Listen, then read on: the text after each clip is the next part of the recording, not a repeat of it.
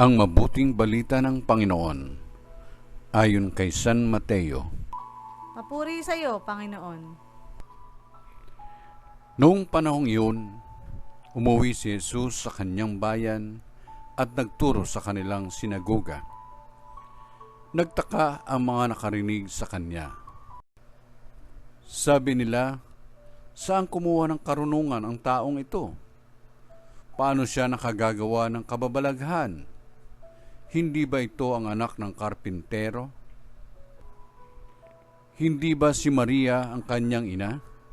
At sina Santiago, Jose, Simon at Judas ang kanyang mga kapatid na lalaki?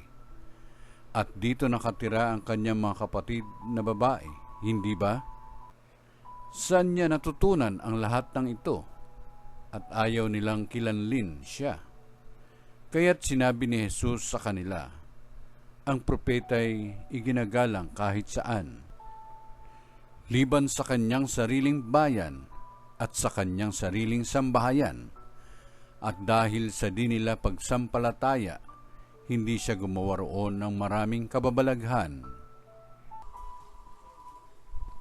Ang mabuting balita ng Panginoon. Pinupuri ka namin, Panginoong Hesukristo.